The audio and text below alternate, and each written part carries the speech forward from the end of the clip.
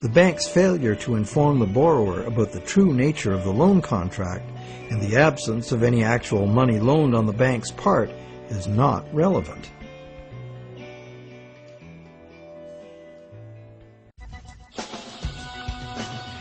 So, to conclude our investigation, it appears that modern banking practice rests on several distinct violations of common law, common sense, and natural justice. The first violation is the fraud the borrower commits by pledging as collateral property the borrower does not yet own. And the bank is complicit, as it knowingly accepts the fraudulent pledge as backing for the credit it creates. The second violation is the failure of the bank to disclose the true nature of the contract. The bank calls it a loan, leading the borrower to believe that he or she is receiving a loan of existing money. But the bank knows full well it has provided only a brand new promise to pay, simply typed in on a computer screen. A promise that the bank knows it will probably never have to fulfill. Thirdly, the loan agreement should be invalid because impossible contracts are legally invalid. The bank is creating an impossible contract because the conditions required to guarantee that the borrowers have the opportunity to pay off the principal plus interest are not met. Unless the system enforces 100% recycling of both principal and interest, which it emphatically does not, some borrowers are going to default and lose their collateral simply due to the systemic shortage of money. The fourth violation is the violation of natural law by the law of contracts, which confers automatic legitimacy of title on any contract if the contract is sold to a third party for valuable consideration. This violates the principle that one cannot give better title to something than one has. But perhaps the biggest fraud of all is that most of the people who produce the real wealth of the world are in debt and at risk of losing everything they have worked for to bankers who fabricate money out of mere promises to pay. And where does this leave us? We are hostages in an economy that must grow faster and faster to keep up with an ever-growing money supply, or the entire system collapses in ruin. The money system as currently structured refuses to recognize that the real economy is limited by the capacity of the planet to provide the raw materials and waste disposal services the economy needs. The planet is finite, and therefore it should be obvious that the economy cannot grow at an accelerating pace forever. Our current money system runs like the bus in the movie Speed. It could not slow down or the bomb planted on the bus would go off. And our situation is even worse, because the rate of debt creation must forever accelerate or the entire economy crashes. The notion that infinite, perpetually accelerating growth is possible is the great fallacy of modern economics. It is a fatal delusion born of greed.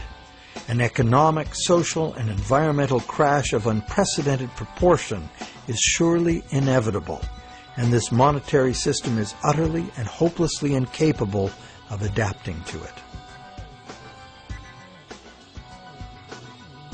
No wonder monetary reformers around the world insist that the entire monetary system needs to be rebuilt from the ground up.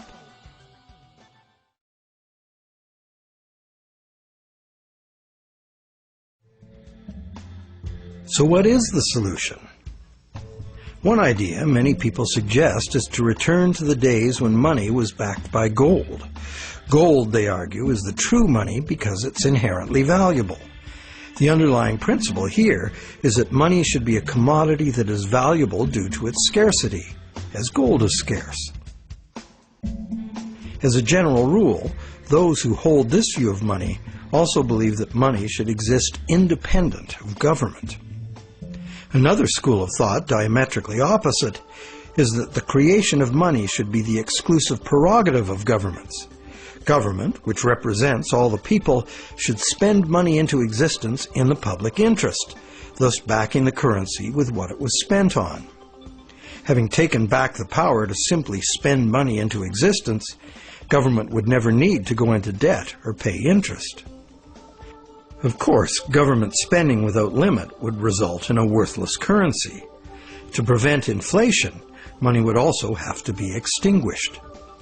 This could be accomplished using a wide variety of taxes, resource royalties, and user fees. Government spending and government taxes would, therefore, be interdependent and would equal each other in a perfect equilibrium.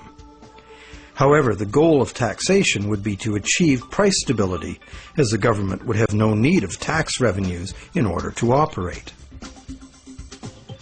Over the centuries, both the gold-based system and various government credit money systems have been used, with the gold-based system prevailing well into the 20th century.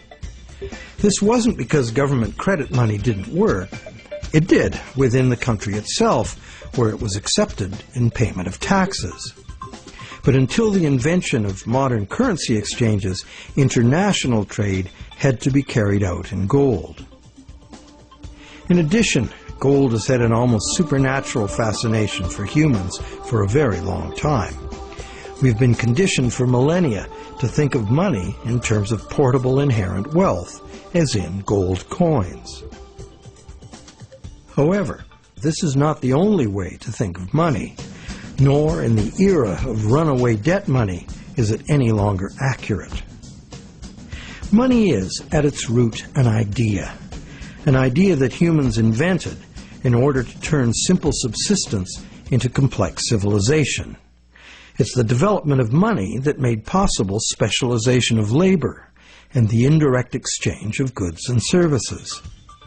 Throughout money's evolution, from direct barter to standard trade goods, and on to standard coins, to paper promises of precious metal, to digital promises of paper cash, and now to digital promises to pay digital promises. Throughout this long evolution, the prevailing idea has always been to achieve greater flexibility by using convenient and secure promises to pay instead of money itself. The problem with promise to pay money has always been that it provides a golden opportunity to cheat, to create more promises than there is real stuff to back those promises up. But is there a way to make the exchange of actual money just as convenient and secure as the promise to pay system? Now there is. Digital money, convenient and secure, is now a possibility because of new encryption technologies. It works like this. Imagine taking the serial number off a dollar bill and dispensing with the paper. What do you have? A digital dollar. A digital dollar that can now be electronically transferred around the world just as easily and securely as a promise to pay dollar. However, and this is the big however, the digital money, while being entirely electronic, is also like a metal coin. It can never be in two places at once. Thus, the multiplication of promises can be prevented by insisting on actual payment in cash, paper or digital. We don't even need to keep this digital cash in a bank, as it provides its own safekeeping and can be transferred by internet. And instantly transferable digital money could perform intelligent functions far beyond anything money has been capable of before. For instance, with simple math programmed in, money could be made to calculate its own value, eliminating human speculation, manipulation, and error. Wouldn't that be something? In the meantime, efforts are already underway to reform the monetary system through legislation. Initiatives like the Monetary Reform Act and the American Monetary Institute's Monetary Act have already been written, prescribing in detail how to return the power to create money exclusively to government, and thus limit banks to lending existing money, just the way most people imagine it works now. While differing in detail, all such reform proposals in whatever country they originate always advance the same simple idea. The benefits of money creation belong to the public. At present, money is created not for the benefit of society, but for the profit.